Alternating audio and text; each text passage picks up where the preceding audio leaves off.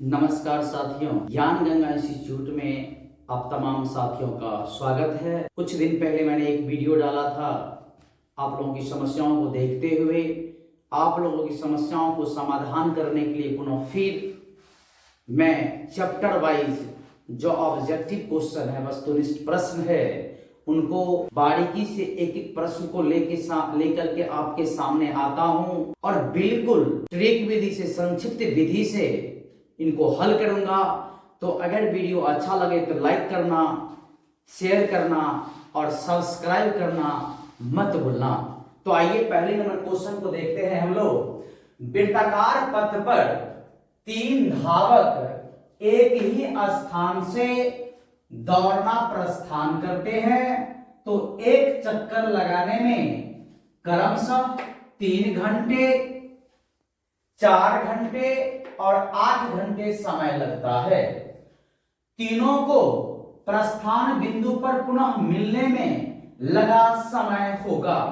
साथियों, मैं सबसे पहले आपको बताना चाहूंगा कि जब कोई भी वृत्ताकार पथ पर अगर घूमता है तो चाहे वो 2 साथी हो, 3 साथी हो, 4 साथी हो, अगर मैं ये एग्जांपल अगर ये चित्र के माध्यम से समझिए, मान लेते हैं हम कि ये प्रस्थान बिंदु है। यहां से अगर 3 साथी है, ए और बी और सी, तीनों साथी यहां से प्रारंभ करना स्टार्टअप किया, दौड़ना स्टार्टअप किया, इस दिशा में दौड़ना स्टार्टअप किया।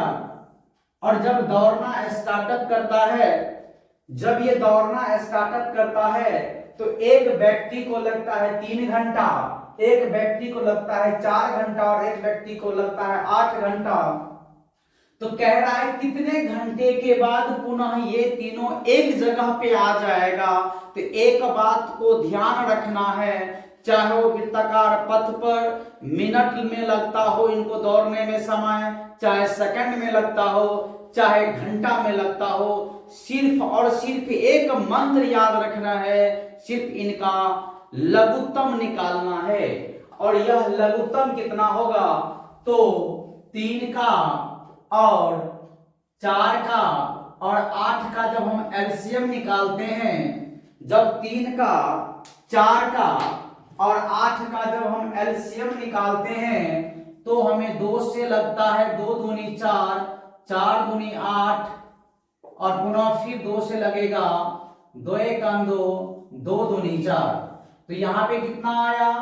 यहां पे मुझे मिला 2 गुना 2 गुना 3 गुना 2, तो 3 दूना 6 दूना 12 और 12 दूनी 24 हुआ।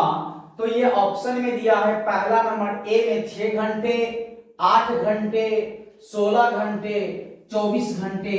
तो डी नंबर ऑप्शन हमारा सही है।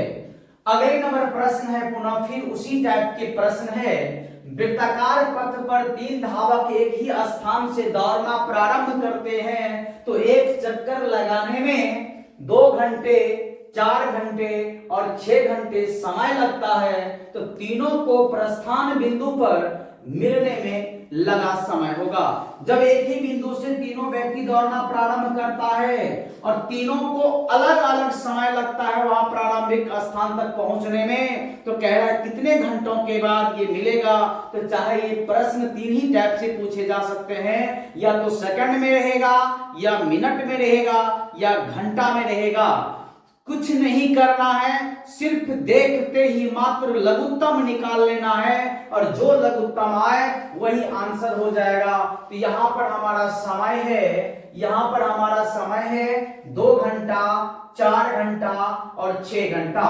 यानी एक व्यक्ति को 2 घंटा लगता है, दूसरे को 4 घंटा लगता है, तीसरे को 6 घंटा लगता है। हम लोग इसका एलसीएम निकाल लेंगे तो 2 दूनी 4, 2 एक 2, 2 दूनी 4, 2 तिया 6।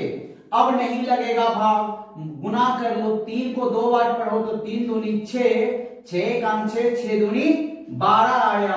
अर्थात 2 गुना 1 गुना 2 गुना 3 जब गुना करते हैं तो ये 12 आता है। ऑप्शन में देखते हैं, ए का ऑप्शन है 8 जो गलत है, बी 6 जो गलत है, सी नंबर ऑप्शन हमारा सही है। तो हम लोग सी को लॉक करेंगे।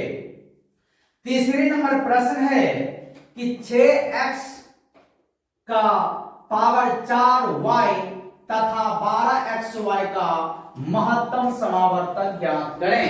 तो हम लोग सबसे पहले इसका ऑप्शन में पूछ रहा है कि महत्तम समावर्तक होगा 6x²y, b 6x, c 6y, d 6xy।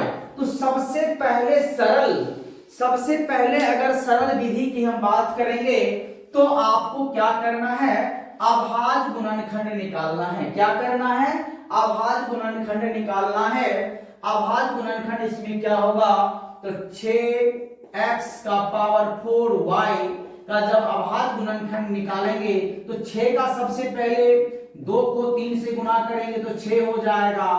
x है हमारा कितना, 4 ठो x है, कितना है, 4 ठो है, और एक y आ गया। उसके बाद दूसरी जो संख्या है 12xy है, 12xy, 12 का जब अभाज्य गुणनखंड करेंगे तो 2 दूनी 4 तिया 12 गुना x गुना y। महत्तम समावर्तक में हम बताए थे चाहे हमारे पास 3 संख्याएं दिया हो, चाहे 2 संख्याएं दिया हो, चाहे 5 संख्या ही क्यों न दिया हो, जितनी संख्याएं दी हो उनमें से हम लोग जो दोनों में मिले, जो दोनों में उभयनिष्ठ हो, जो मिलता है उसी को उभयनिष्ठ कहते हैं। तो जो दोनों में मिले तो सबसे पहले हम लोग बात करते हैं 2 पे। अगर ये 2 इसमें है तो इस 2 को हम क्या कर लेंगे, गोला बना लेंगे याद रखने के लिए।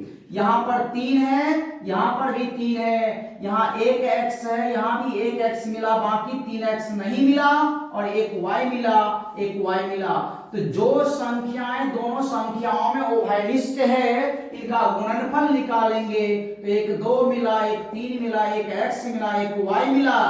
और जब तीनों को, ये सबको टोटल को गुणा करेंगे तो 3 दूनी 6 यानी 6xy हुआ। तो हमारा ऑप्शन नंबर इसमें क्या है, पहला है 6x²y, गलत है, b 6x है, गलत है, c 6y है, गलत है, डी नंबर ऑप्शन हमारा सही है, इसे हम लोग लॉक करेंगे। अगले नंबर एक क्वेश्चन है 4, जो सबसे छोटी पूर्ण वर्ग संख्या, सबसे छोटी पूर्ण वर्ग संख्या। पूर्ण वर्ग का मतलब सबसे पहले समझना जरूरी है कि अगर कोई संख्या लेते हैं और उसको उसी से अगर गुना कर दिया जाए तो वह पूर्ण वर्ग संख्या हो जाता है। जैसे मान लो 4 का पूर्ण वर्ग निकालना है तो 4 को 4 से ही गुना करेंगे तो 16 आएगा। जब इसका वर्गमूल निकालेंगे तो ये कितना आ जाएगा, 4 के बराबर आ जाएगा। तो इन प्रश्नों को सबसे पहले समझना है कि यहाँ पे एक 16 दिया हुआ है, 20 दिया हुआ है, 24 दिया हुआ है। कह रहा है कि इन तीनों संख्याओं से कौन एक ऐसी छोटी, सबसे छोटी संख्या है जो विभाज्य हो जाए। 16 से भी भाग लग जाए, उसमें 20 से भी भाग लग जाए, 24 से भी भाग लग जाए। अगर हम लोग बारी बारी से चेक करेंगे तो थोड़ा बड़ा भी संख्या है तो हम लोग सिंपल तरीके से क्या करेंगे इसका, क्योंकि लघुत्तम समावर्तक इनका हम लोग निकालेंगे। क्योंकि जब किसी भी संख्याओं का अगर ये कह दे कि ये तीनों संख्याएं दी हो या 4 संख्याएं दी हो और एक ऐसी संख्या निकाले जो तीनों से विभाज्य हो, तो सिंपल सा एक ट्रिक याद रखना है, इनका लघुत्तम निकालना है। तो हम लोग क्या करेंगे, सबसे पहले 16 का, 20 का और 24 का क्या निकालेंगे, लघुत्तम निकालेंगे। तो 16 का, उसके बाद 24 का, उसके बाद 20 का जब लघुत्तम निकालेंगे तो 2 8 16, 2 12 24, 2 10 20, 2 चौका 8, 2 छक्के 12, 2 पंचे 10, 2 दूनी 4, 2 तिया 6, ये 5 का 5 ही रहेगा। जब इनको गुणा करेंगे तो क्या प्राप्त हुआ, 2 गुनी 2 गुनी 2 गुने 2 3 गुना 5, सब का गुणनफल निकाल लेना है। तो 2 दूनी 4 दूनी 8 दूनी 16, 16 पंचे 80 और 8 त्रिक 24 यानी 240 हमें प्राप्त होता है। तो यहाँ हमें चेक करना है कि 240 है या नहीं है, तो ए नंबर ऑप्शन ही हमारा 240 है जो हमारा सही है। दूसरी विधि में हम लोग क्या करेंगे कि तीनों संख्याओं से बारी बारी से भाग लगाएंगे। अगर भाग लग जाता है तो यह सबसे छोटी मान होगा जो तीनों संख्याओं से 16 से 20 से और 24 से विभाज्य होगा। अगले नंबर प्रश्न है कि दो संख्याओं का लघुत्तम समावर्तक इनके महत्तम समावर्तक का 14 गुना है। क्या कह रहा है? ये क्वेश्चन थोड़ा लेंथी है, उसको थोड़ा समझना है। कि कह रहा है कि दो संख्या है, एक ए है और एक बी है, यानी पहली संख्या है और दूसरी संख्या है। इनके लघुत्तम और इनके महत्तम का 14 गुना है, यानी लघुत्तम जो है महत्तम का 14 गुना है। कह रहा है इनके लघुत्तम समावर्तक और महत्तम समावर्तक का जोड़, यानी जब जोड़ के हमें योगफल निकलता है वह हमारा 600 दिया हुआ है। और कह रहा है उसमें से एक संख्या 280 है, तो दूसरी संख्या क्या होगी? आपको प्रोसेस से कोई लेना देना नहीं है, सिर्फ इनका ऑप्शन सही होना चाहिए। आपने किस विधि से निकाला उससे कोई ताल्लुकात नहीं है, तो सिंपल कुछ लिखने की जरूरत ज्यादा नहीं है। साथ ही यहां ध्यान रखना है, कह रहा है यहां पर कि दो संख्याओं का लघुत्तम है। हम यहां पे ले लेते हैं कि लघुत्तम समावर्तक जो है वो कह रहा है कि महत्तम समावर्तक के 14 गुना के बराबर है। तो हम यहां पर भी महत्तम लिख लेंगे, महत्तम समावर्तक गुने 14 कर देंगे। अब ये दोनों आपस में क्या हो गया? बराबर हो गया। अब दूसरी पॉइंट क्या कह रहा है, इन बातों को थोड़ा ध्यान में रखना है कि कह रहा है कि लघुत्तम और महत्तम का जोड़ 600 है। तो हम यहां लिख लेंगे लघुत्तम समावर्तक प्लस महत्तम समावर्तक बराबर 600 दिया हुआ है। अब आपको बात पता है कि लघुत्तम बराबर क्या हमें मालूम है? महत्तम समावर्तक गुने 14। तो यहाँ लघुत्तम समावर्तक दिया हुआ है, इनका मान रख देना है। तो महत्तम समावर्तक गुने 14 बराबर, और यहाँ पर जोड़ में है महत्तम समावर्तक बराबर में हो गया आपको 600। जब ये महत्तम समावर्तक 14 को महत्तम समावर्तक से गुना कर देंगे तो प्राप्त हुआ 14 महत्तम समावर्तक और एक महत्तम समावर्तक यहाँ है, तो जोड़ के कितना महत्तम समावर्तक हो जाएगा? 15 महत्तम समावर्तक हो जाएगा। और ये हमारा कितना है? 600 है। वैल्यू हमें महत्तम समावर्तक निकालना है, तो हम 15 से 600 में भाग देंगे तो 40 मर्तबे लगेगा, क्योंकि 15 चौका 60 और एक जीरो यहां उतार देना है तो 40 मर्तबे आएगा। तो हमें क्या प्राप्त हुआ? महत्तम समावर्तक बराबर हमें मिला 40। अब देखना है साथी कि लघुत्तम समावर्तक महत्तम समावर्तक गुने 14 है, तो यहां पर क्या करना है? महत्तम समावर्तक के 14 40 रख देना है, तो हमें लघुत्तम प्राप्त हो जाएगा। तो यहां हमें करना है लघुत्तम समावर्तक, यहां जो है यहां मान रखना है। तो क्या करेंगे हम लोग? लघुत्तम समावर्तक बराबर महत्तम समावर्तक गुने 14, महत्तम समावर्तक 40 आया है, 14 से गुना कर देंगे तो लघुत्तम समावर्तक 14 चौका 56 560 आया। अब क्वेश्चन क्या कह रहा है? यदि एक संख्या 280 तो दूसरी संख्या क्या होगा? तो साथ ही आपको पता है कि दो संख्याओं के गुणनफल के बराबर होता है लघुत्तम समावर्तक गुणे महत्तम समावर्तक। यह एक सूत्र है। तो हमें एक संख्या मालूम है कितना? 280, दूसरी हमें मालूम नहीं है। लघुत्तम हमें कितना मालूम है? 560। महत्तम कितना मालूम है? 40। तो ये हो गया 560 गुना 40। निकालना है दूसरी, बिल्कुल ट्रिक से बनाना है।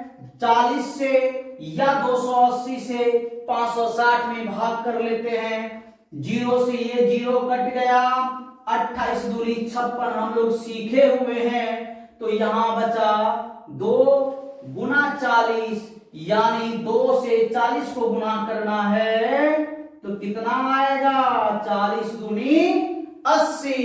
तो ऑप्शन में चेक करते हैं, ए नंबर ऑप्शन 40 है, गलत है। बी नंबर ऑप्शन सही है, इसे लॉक करेंगे और यह मान सही है। अगले नंबर प्रश्न के रूप में है √10 गुना √15 बराबर है। ए का ऑप्शन है 5√6, बी ऑप्शन है 6√5, सी ऑप्शन है √30, डी ऑप्शन है √25। तो सबसे पहले हम क्या करेंगे, यहां पे जो हमें दोनों संख्याएं जो दी गई है वो रूट में दी गई है, तो दोनों को हम सबसे पहले क्या कर लेंगे, गुना कर लेंगे। तो यहां पर जब √10 को √15 से गुना करेंगे तो कितना हो जाएगा, √15 हो जाता है। कितना हो जाता है, 150 आ जाता है। अब हम 150 को क्या करेंगे, तो अभाज्य गुणनखंड निकालेंगे। तो सबसे सिंपल विधि, डायरेक्ट ना हो तो 2 से जितना से भाग लगे सबसे छोटी से भाग लगाना है। तो 2 7 14, 5 दूनी 10, यानी 75 दूनी 150 होता है। अब हमें 3 से लगेगा, 25 तिया 75 आता है और 25 आता है। तो मैंने यहाँ पे क्या पाया कि यहाँ पे एक 2 है, एक 3 है, लेकिन 5 की संख्या 2 है। वर्गमूल का मूल ही होता है 2। वर्गमूल का मूल कितना होता है, वर्गमूल का मूल होता है 2। ये 2 कहता है अपने परिवार से कि भैया जब 2 कोई बराबर हो जाओ तो बाहर आ जाओ। तो यहाँ पर 2 5 है, इनमें से 5 को बाहर कर लेंगे, रूट में बचा 2 और 3। जब 2 और 3 को गुना करेंगे तो 3 दूनी 6 आ जाएगा, अर्थात 5√6।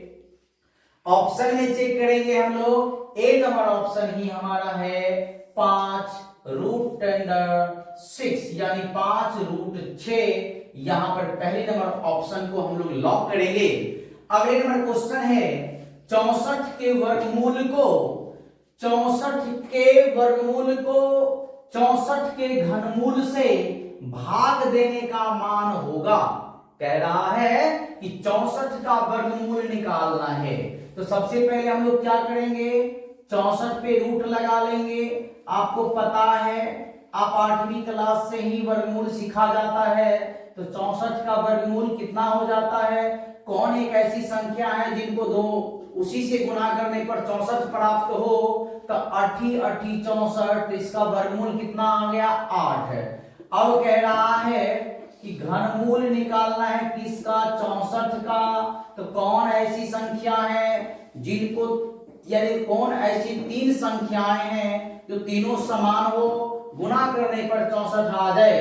तो 4 3 बार गुना करेंगे, 4 चौक 16 और 16 चौका 64। तो जब 64 का घनमूल निकालेंगे तो वो 4 के बराबर होगा। अब क्वेश्चन क्या कह रहा है कि 64 के वर्गमूल को 64 के घनमूल से भाग देने पर मान होगा, यानी कह रहा है क्या, तो वर्गमूल में घनमूल से मान भाग देना है, यानी 8 में भाग देना है 4 से।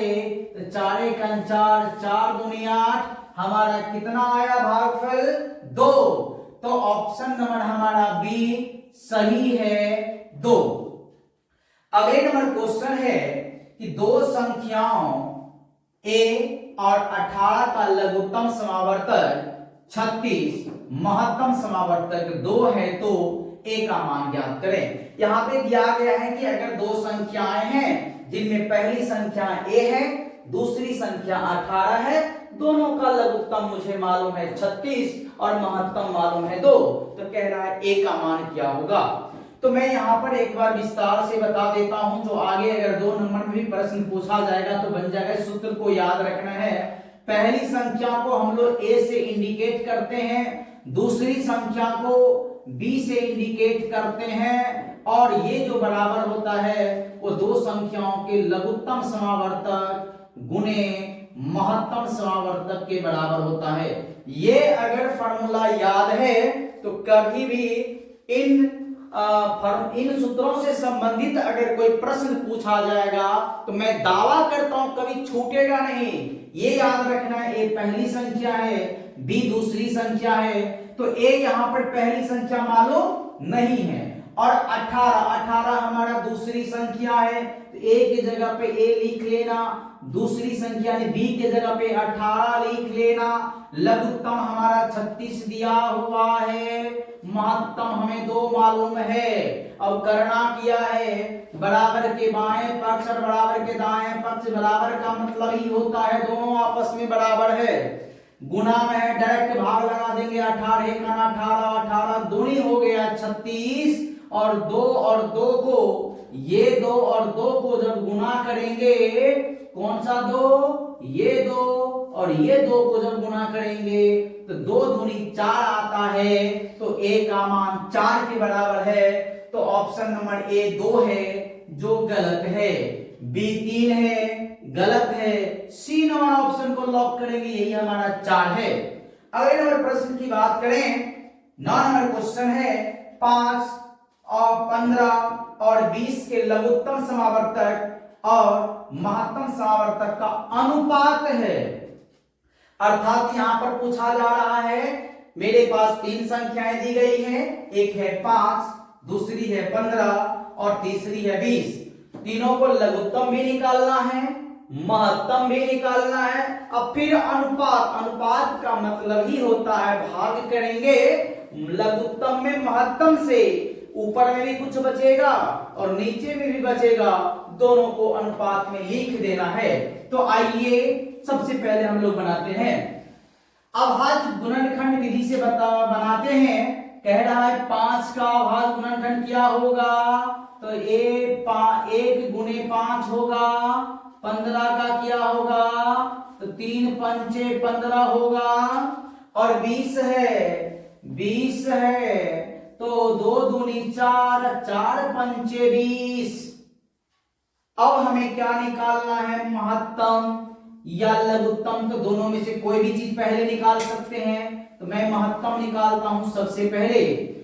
तो यहाँ पे कितनी संख्याएं दी गई है, 3 संख्याएं दी गई है, तीनों में जो मैच हो जाए, जो तीनों में उभयनिष्ठ हो, तो यहाँ पे क्या पाया गया कि 5 ही एक ऐसी संख्या है जो तीनों में है, तो यहां पर 5 आ गया हमारा महत्तम। अब हमें निकालना है लघुत्तम समावर्तक। क्या निकालना है, लघुत्तम समावर्तक। तो जो तीनों में मिला उनमें से तो एक लिखना ही है, लेकिन जो नहीं मिला उन सब को लिख लेना है। तो ऊपर में 5 के अभाज्य गुणनखंड में 1 है, 1 से गुणा करने पर मान में कोई परिवर्तन नहीं होगा। 15 में 3 बचा है और ये 20 में दोनों 2 बचा है, तो 3 भी लिख लेंगे, दोनों 2 भी लिख लेंगे। गुणा करने पर क्या प्राप्त हुआ, 5 तिया 15 दूनी 30 और 30 दूनी 60 प्राप्त हुआ। अब क्वेश्चन कह रहा है भैया कि लघुत्तम समावर्तक में महत्तम से भाग करो, उपरांत अनुपात निकलेगा। तो हमारा यहाँ पे क्या है, लघुत्तम आ गया हमारा 60, महत्तम आया है 5। 5 से 60 में भाग करेंगे, 12 पंचे 60 यानी 5 एक 5, और 5 से 60 में भाग करेंगे तो 12 मर्तबे, अर्थात 12:1 आया। तो ऑप्शन चेक करते हैं कि एक हमारा ऑप्शन है 9:1 जो गलत है, बी ऑप्शन है 4:3 जो गलत है, सी 11:1 गलत है, डी नंबर ऑप्शन हमारा सही है 12:1। अगले नंबर प्रश्न है 11, सबसे छोटी अभाज्य और सबसे छोटी भाज्य संख्या का गुणनफल है जो 2019 में पूछा गया है। मैं सबसे पहले कुछ परिभाषाएं यहां पे रखना चाहता हूं कि कह रहा है, मैंने पिछली क्लास में भी चर्चा किए हुए थे कि सम संख्या किसे कहते हैं। तो जिन संख्याओं में अगर 2 से भाग लग जाए अर्थात शेषफल 0 हो तो वह सम कहलाएगा, 2 से भाग नहीं लगेगा तो वह विषम कहलाएगा। लेकिन कह रहा है अभाज्य और एक कह रहा है भाज्य, तो इसका सबसे पहले हमें परिभाषाएं आनी चाहिए। तो मैं बता देता हूं, जो संख्या एक और स्वयं के अलावा किसी से भाग ना लगे, जिन संख्याओं में एक और स्वयं के अलावा किसी से भाग ना लगे तो वही अभाज्य कहलाता है। तो मैं चर्चा कर लेता हूं, एक तो उदाहरण ले लेते हैं, एक उदाहरण लेकर के समझाते हैं। एक उदाहरण लेते हैं। 7 एक ऐसी संख्या है जिनमें हम भाग करेंगे तो 1 से ही भाग लगेगा और 7 का स्वयं मतलब 7 ही होगा। तो इनमें क्या हुआ कि 7 हमने माना और इसमें 1 से भाग लगा और 7 से लगा, तो यानी 1 और स्वयं के अलावा किसी से नहीं लगा, तो यही हमारा क्या होता है, भाज्य होता है। 3 अगर ले लो, 3 ले लिया जाए तो 3 में अगर 1 से और 3 के अलावा किसी से भाग नहीं लगता है तो यही अभाज्य कहलाता है। तो अभाज्य में कह रहा है कि जो 1 और स्वयं से विभाज्य ना हो। अब आते हैं हम लोग भाज्य पे। भाज्य में क्या होगा, 1 और स्वयं के अलावा किसी अन्य संख्याओं से भी विभाज्य हो तो वह भाज्य कहलाएगा। जैसे मैं यहाँ पे 4 की बात करूं तो 4 क्या होता है, 1 से भी भाग लगता है 4 में, 2 से भी लगता है तो 2 तो आ गया और 4 से भी लगता है तो 2 से अधिक गुणनफल प्राप्त हुआ, इसीलिए यह भाज्य कहलाया। तो क्वेश्चन कह रहा है कि सबसे छोटी अभाज्य, तो सबसे छोटी अभाज्य संख्याएं कौन होती है, 2 सबसे छोटी अभाज्य संख्याएं हैं। और कह रहा है सबसे छोटी भाज्य संख्या, तो सबसे छोटी भाज्य संख्याएं क्या है, 4 है जो सबसे छोटी भाज्य संख्याएं हैं। मैं यहां लिख देता हूं, ये अभाज्य है सबसे छोटी और ये सबसे छोटी भाज्य संख्याएं हैं। अब क्या करना है दोनों को, तो कह रहा है गुणनफल, तो दोनों को क्या कर देना है, गुना, तो कितना हो जाएगा, 4 दूनी 8 हो जाएगा। तो ऑप्शन नंबर ए 10 है, गलत है, बी 6 है, गलत है, सी 8 है, सी नंबर ऑप्शन को हम लोग लॉक करेंगे। यहां पे सबसे पहले एक बात को समझना है, एक ना अभाज्य है ना भाज्य है और क्वेश्चन है इसकी सबसे छोटी अभाज्य की चर्चा हो रही है, तो याद रखना है सबसे छोटी प्राकृतिक संख्या 1 होता है, सबसे छोटी पूर्ण संख्या 0 होता है और सबसे छोटी अभाज्य संख्याएं 2 होता है। लेकिन यहाँ एक और क्वेश्चन बनता है ऑब्जेक्टिव का कि सबसे छोटी सम अभाज्य संख्याएं क्या है, तो 2 ही होगा, क्योंकि सम भी पूछ रहा है तो 2 में 2 से भाग लग जाएगा और अभाज्य है तो 1 और स्वयं के अलावा किसी से भाग नहीं लगता है, तो इसीलिए दोनों का गुणनफल हमें 8 प्राप्त हुआ। अगले नंबर प्रश्न है 12 नंबर, निम्न में से कौन सी अभाज्य संख्या है। अब हमें चेक करना है 29 अभाज्य है या 25 अभाज्य है या 16 है या 15 है, बारी बारी से यहीं पे चेक कर लेते हैं। 29 में कितना से भाग लगेगा, तो कोई ऐसा टेबल नहीं है जिसमें आता हो 29, आपको पता है, तो ये 1 से भाग लगेगा और सिर्फ 29 से लगेगा, इसके अलावा किसी से भाग नहीं लगेगा। 25 में आ जाते हैं, 25 में 1 से भाग लग जाएगा, क्योंकि अब विभाज्यता का नियम अगर ये आप लोगों को पता है तो आप समझ जाएंगे। 5 लास्ट में क्या है, क्योंकि हमें अभाज्य ढूंढना है इसीलिए ज्यादा विस्तार चर्चा नहीं करेंगे। 25 में कितनी कितनी माने कौन कौन सी संख्याओं से भाग लगेगा, तो 1 से तो लग जाएगा, 5 से भी लग जाएगा, 25 से भी लग जाएगा, तो यहाँ पर 3 हमें प्राप्त हुआ, 3 संख्याएं प्राप्त हुई, तो ये तो भाज्य हो गया। यहाँ 2 प्राप्त हुई है तो ये अभाज्य हुआ। और हम चेक कर लेते हैं 16 में 1 से भाग लगेगा, 2 से लगेगा, 4 से लगेगा, 8 से लगेगा और 16 से भाग लगेगा, तो ये भी भाज्य हो गया। 15 में चेक करते हैं, 1 से लगेगा, 3 से लगेगा, 5 से लगेगा और 15 से लगेगा। तो हमने क्या पाया यहाँ पर कि बी नंबर ऑप्शन भाज्य है, सी नंबर ऑप्शन भाज्य है और डी नंबर ऑप्शन विभाज्य है।